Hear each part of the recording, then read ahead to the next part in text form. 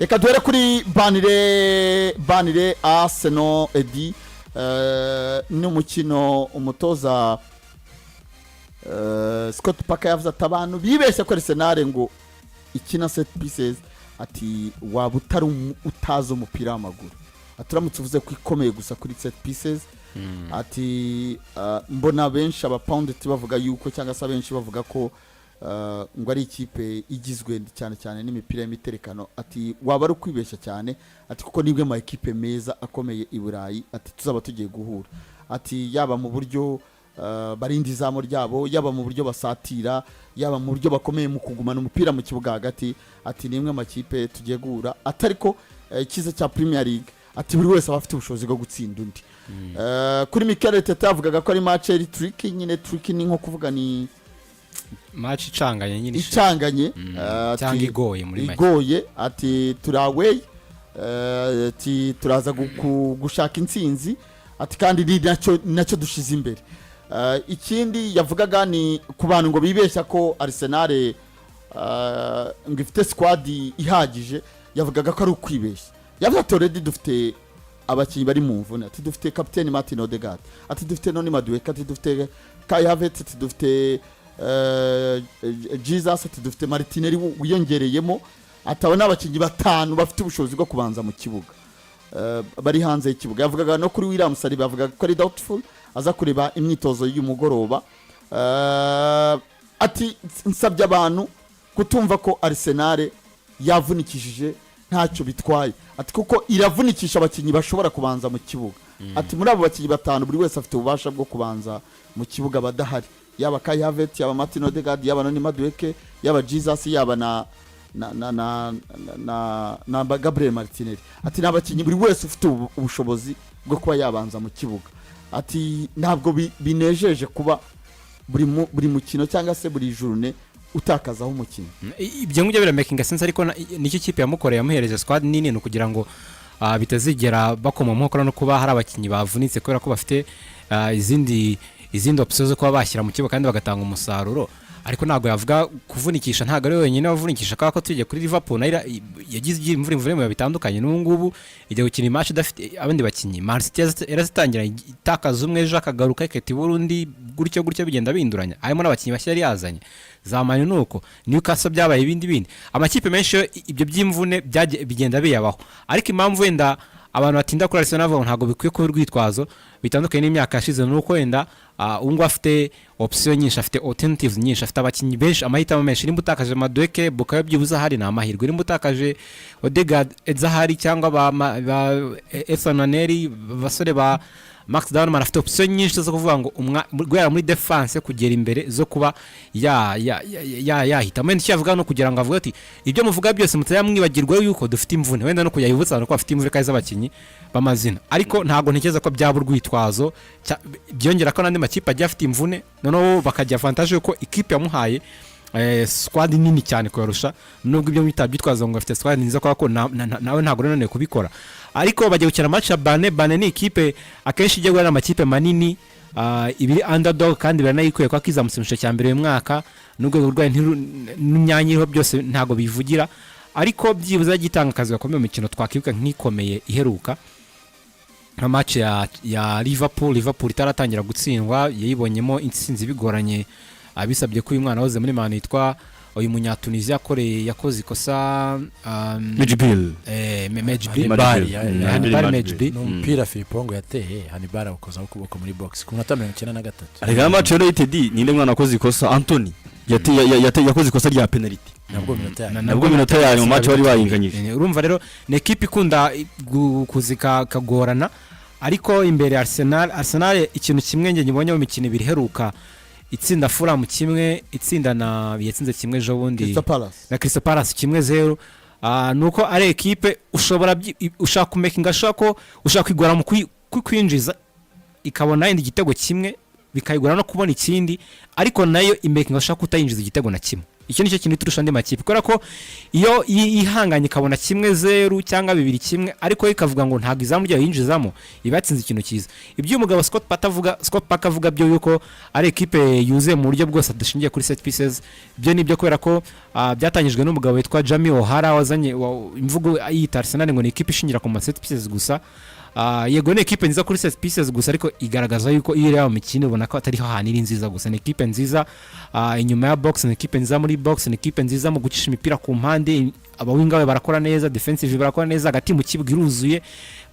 unuvanga uburyo bwose kandi ubona ko buri match yose iza ishaka kuba nziza muri buri kategori yose y'umukino igashaka kuba nziza naho ahantu ubona ko ari none bigutera ubwo ukavuga ngo Arsenal improving a match ku yindi ishaka kuba nziza muri buri kantu kose detail yose kashaka kuyifunga bituma bikoreka yuko nyine ari ekipe na team to beat ni ekipe yose yo guhanga amaso kandi amakipe yose yifuza gutsinda rero ini match Arsenal igiye kujyamo nayo iri favor difite amahirwe menshi cyane yo gutsinda ikigomba gukora kudakora ikosa ryose kubera yuko Karidiza bigarutse ko imwe mu mikino yagiye igora cyangwa se ndayitakaza amanota mu buryo utatekereje zagarimo amakipe matoya bane ekipe nk'ingiyo ni ekipe ishobora gutungura ko Premier League nta kipe itagutungura ariko Arsenal ko bigaragara uburyo yitwaye mu mikino iherutse ni uburyo bwo kudatakaza amanota Manchester United isa 11 nayo izaba yakirwa n'ikipe ya Nottingham Forest Ruben Amorim yavuze ko bari kuri pressure nyuma yuko ibihe nyuma yuko batsinze imikino 3 yikurikiranya yavuze yuko n'ubundi amaso menshi abahanze ndetse bari no ku gitutu cyo kugira ngo batsinde umukino wa 4 wikurikiranya avuga ko ekipe bagiye gukina ifite umutoza mushya avuga ko ari umukino uzabugoye kandi ari umukino isi izabihanze amaso kureba ese barongera batsinde Nottingham yavuze ko ari umukino wo kwitondera nabo kandi avuga ko ari umukino bateguye neza kugira ngo barebe ko uyu mukino bawutsinda amaze kwegukana igihembo cy'ukwezi nk'umukinnyi wa Manchester United yitwa Brian Mbeumo so Deus kuri uyu mukino twavuga ko hari icyo gutinya kuri Manchester United ku kibuga City Ground kwa Nottingham Manchester itinya kirahari kandi umutoza yakimensho ninze buri ekipe yahinduye umutoza cyane cyane azira umusaruro n'uyu nguyu hari uburyo abakinnyi baba basa nk'aho ari bashya kuko ni ekipe tuzi ko isanzwe inagora Manchester United ikipe yitwa Nottingham sina Manchester United gusa ahubwo ama ekipe makuru kuko kino kibuga bariho champion ijya kurangira umwaka ushize bayibatsindiye igitego kimwe kubusa Nottingham umwaka ushize ino stade ya City Ground bayitsinze Nottingham yari yatsinze igitego kimwe kubusa match yari yabanje yari yabereye kuri Old Trafford Nottingham yari yatsinze Manchester United 3-2 urumva muri FA Cup y'umwaka ushize yari yatsinze Nottingham yari yatsinze muri round ya 5 nibwo Manchester yisezereye igitego kimwe ni FA Nouvelle FA Cup yatwaye Erik ten Hag Manchester United yaratsindiye kuri no stade ya City Ground igitego kimwe kubusa match bigoranye cyane murabyibuka kuko ni igitego cyaje ku minota ya nyuma y'umukino igitego cya Casemiro so hari uburyo rero Manchester United na Nottingham ari ekipe zigurana kuko nyine umwaka ushize niba Nottingham yari ikuye amanota 6 byonyine urumva uko bimeze so bagiye gukina na ekipe Manchester United si byinshi cyane umuntu yayivugaho kuko nyine ni ekipe irimo iragaruka mu bihe byiza nakunze cyane umuzamu wabo Lamens bamubaje bati ukumeze meze nkaho ari Peter Schmeichel mushya aravuga ati hoya abafana bakunda kumuririmbira ngo ni Peter Schmeichel ngo ari mu ishusho ya Peter Schmeichel abati ibyo mumbabarire ngende Lamens ariko mujya mumbwira nta wundi Peter Schmeichel uzabaho muri rizamu nanjye nzakora ibyanjye nkuko nawe yakoze ibye urumva ni imitekerereze myiza so rero nekereza ko ku mutoza Ruben Amorim icyo asabwa nyine nukureba ko tuzi ko ubundi Shandash tactique ze zishingira cyane kuri adversaire kurusha ize ku giti cye no kudefanda ekipa agiye gukina nayo ni mu buryo bwo gukina akavuga ati turabizi neza ko ekipe yataka gutya twebwe reka tubanze dufunga hanga yari yatsinzwe match ya mbere ya Shandash akiza ya match ya Bournemouth ariko dusanga tuzi urwego rwa Shandash muri no league ni umutoza utanga challenge cyane kandi ugorana mu mikinire pe tuvuze umutoza ukina nabi Shandayishe yabo wa mbere rero nekereza ko igihe hari cyo nuko bafite iyo morale y'umukinnyi wabaye mwiza Brian Mbeumo ubimerita Manchester United mu murongo mwiza wo kuba yafatiraho nabonye bakirwa neza hari abagerayo igihe ari nukureba uko bari buze kuza kwitwara ejo saa 11 ariko nabo mbona bari mu mwanya mwiza nabo kuba bakura ino win bari bagoriye amagambo cyane ya Shandayishe igeze kuvuga mu kwa gatanu kuri The Overlap avuga ngo naramubaje icyo gihe kuri Man.U imisaro yari ifite icyo gihe zirangiye amoni matarimo arabona umusaruro bamubaza ngo aravuga ngo we hamwe ngabona aramutse akinyira system ya 4-4-2 akayizana muri Man.U akabaye abonye insinzire nyinshi kurushizo afite icyo gihe Robben Amorim yari afite icyo gihe byase bikuru ibintu byinshi nejo wundi mu kiganiro itangazamakuru babajije Amorim ejo bivugaho aravuga ngo nge mbona Shandayishe mu buryo bubiri nk'umupundit nkongera nkamubona nk'umutoza ati kandi iri mu ishoye y'umupundit tugomba kuvuga amagambo aremereye kugira ngo abantu bakumve sora statements ziremereye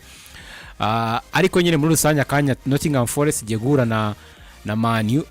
iri mu bihe byiza nekeza ko aka kanya impamvu na expectations zahindutse kuri Man nuko ikintu cyari cyaburaga cyane mu equipe ni motivation ni ibyishimo ni insinzi imwe yamagara izindi kuba barakibonyera abakinnyi bakaba bafite iyo motivation ukabona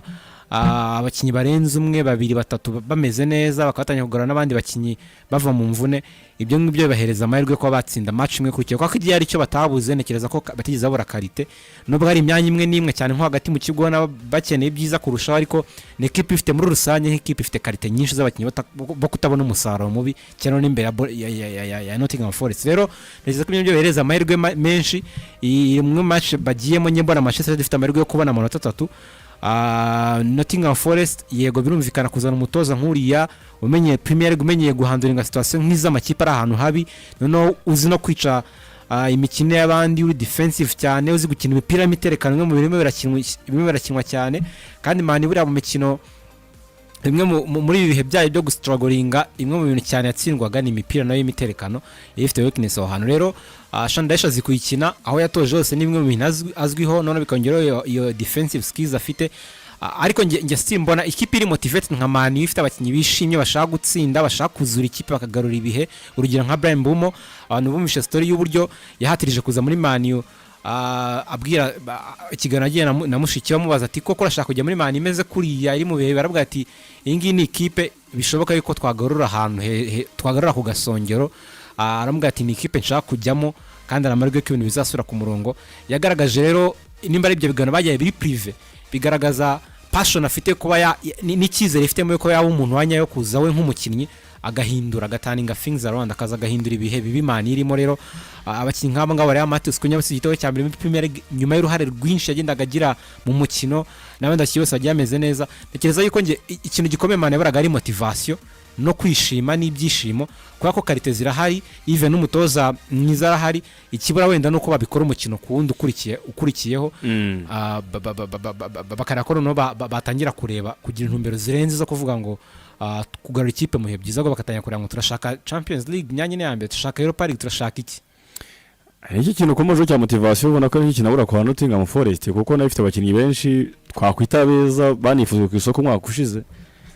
banagize performance nziza gutekerezaho twavuga ko banakina Champions League uri gukina Europa League barabakinnyi beza batandukana n'umutoza wabo bagize mwiza haza undi mutoza Shandayishe ni igihe cyo kureba nimba nawe iyo motivation ko ari umuntu mwiza wo kuba yayibahereza bakaba icyo bashobora kuba bakora nubwo nyine bigoye ko bagikora ku ikipe nka Manchester United isa nkaho gutanze mu bihe byiza muri iri muri form kuko iyi kipe itsinze imikino 3 tuva ko iyo iri muri form ikisabwa ari kuzimaintaininga ariko ikipe Nottingham Forest yo muri akenera umukino wayizana muri ibyo bihe twakwita byiza imaze igihe kuko bashaka gutsinda ni match batsinze muri Europa League batsinze Porto ndumva iyo match batsinze ariko batsinze 1-0 izindi match zose zibiri kubagora nawe ubona ko nyine izo karite bavuga kwa Nottingham Forest aya makipe baje gabatsinda kushize yose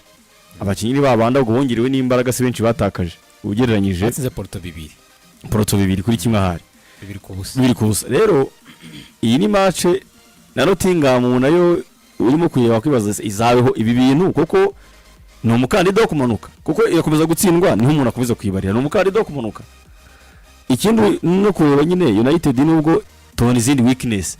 hamwe n'abaga yatewe ndebe tawo umusifuzi hari ibintu byari kugenda ukundi iyo umusifuzi afata imyanzuro dusabe tuzi kwimenyereye nyine mu mupira w'amaguru nyine urumva yego hari amakosa yabaye umusifuzi yirengagije kimwe n'ambacu tutarebye ngibyo gukorera ariko ni match yo kongera kureba nyine United niba ari imikino itatu sinekeza ko umuntu abaze kugira ku rwego rwo kwizerwa nyine ko yabaye ikipe nyine iryane ihozaho ariko nashyiraho wa kane biba bitandukanye n'itatu nyine biba byiyongerera icyo wa gatanu byiyongera uretse n'insinzi nuko arabikora stick round none turebe ko Tottenham Hotspur ntekereza ko natsinda Tottenham Hotspur atsinze ni Nottingham Forest umuntu ashaka yahita ahindura uko yafataga United akayifata mu bundi buryo baracyafite n'inenge nyinshi uretse n'insinzi niyo baboniye kane ubona ko baracyafite ibintu byinshi byo guhindura cyane buryo batagira consistent minota 90 yonyine ubwaye ntago ari kugira guhozaho mu mikino ubwaye minota 90 ubwaye kwa ngo bagire icyo cyambere gisa nk'icya kabiri bikunda kubagora gihe bagira icyambere kibi ukabona bagira icya kabiri kiza bakagira icyambere kiza bakagira icya kabiri kibi cyane muri yarebe cyane ariko muri yarebe umuntu witwa Mbeumo kuko sinzi kuri ya mwana niko Williams azamubasha ni byavuga wa Munyanigeria yaravunitse Teyoni ola urayina n'ubundi ni nimero 2 wamukinisha gatatu kubera Zichenko yavunitse kuko yanabivuze ko wafata umuntu ugomba gufata Mbeumo niwe munya Brazil niwe bangana muriro cyane banareshya na cyane ko attaque za Manchester United ntabwo zica ku ruhande zinyura hagati muri mu ba defenseur bo hagati basigaye bakira n'ibintu by'imipira miremire ukuntu Sandaishi rero ibi byaza gukina za Brighton ziba zifungura biragoye biroroshye Sandaishi n'umuntu ukina abakinnyi babegeranye babafunze bakora block yatangira umunya Argentine ariko ngo bisaba ko ahubwo ukora ukina possession ukaba wabakura mu myanya yabo ukabatsinda neza ikibazo mu mediateur babo ntabwo bavamo ariko kugira ngo Anderson na n'uyu munya Brazil Douglas Luiz bavamo ntibagenda bameze nk'aho twavuga kuri Zubimendi so icyo yavuze nta bantu batajya batuma umwe icyo yavuze ko Zichenko Dari yavuze ko yitwa Darren Bakwa na wadahari ora aina yavuze ko ari gukora progression nziza ko mu minsi iri imbere baza kumwakira ora aina ariko yavuze ko kuri uyu mukino adahari baramaza atse ko wigeze gukritika Ruben Amorim kuri muri overlap uvuga ko akazi ari gukora yabaza kuba ari wowe wagakora neza kumurusha yavuze ngo nabona insinzi nyinshi kumurusha nk'ini systeme ya kane kabiri yavuze ati sinamukrititse as a person sinamukrititse ngo nkawe ku giti cye na krititse akazi yakoraga ndari kangaha niko yanongera aravuga ngo mwakoze icya clickbait ngo mwagiye mufata akantu gato ngo ngarukuntu itangazamakuru mufata akantu gato muri ikiganiro cyose kuko bafashe akantu arimo aravuga ngo yavuze ati nakrititse akazi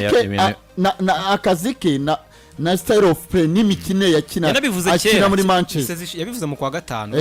aravuga ati ariko sinamukrititse nk'umuntu ku giti cye nk'umutoza ku giti cye kuko inyuma y'ibihe bibi yari arimo muri Manchester United hari aho yari umutoza mwiza imbere yaho ati ntabwo namukrititse nk'umuntu ku giti cye ahubwo namukrititse nk'akazi yakoraga n'ibyo yakoraga ariko ko kari kabipe yakoraga ibintu bibi yavuze ko ari umukino uzaba ari mwiza ndetse bazikamata Tottenham Hotspur ikipe ya Chelsea samaye n'igice n'umukino London Derby n'umukino umutoza na Thomas Frank yavuze yuko bagomba kutsinda niba bashaka kuba bahari uyu mwaka muri competition muri title contender aravuga ati niba tugomba kwerekana ko twavuyemo muri Carabao Cup niba dushaka gukomeza ko naba gatatu muri Premier League niba dushaka gukomeza kwegera izindi equipe tugomba gukura amateka yo gutsindwa na Chelsea bagomba gutsinda Chelsea nakazi katoroshye ku ikipe ya Tottenham Hotspur gusiga mu rugo Tottenham Hotspur Stadium niho bazaba bakiriye umukino Tottenham Hotspur ubona ko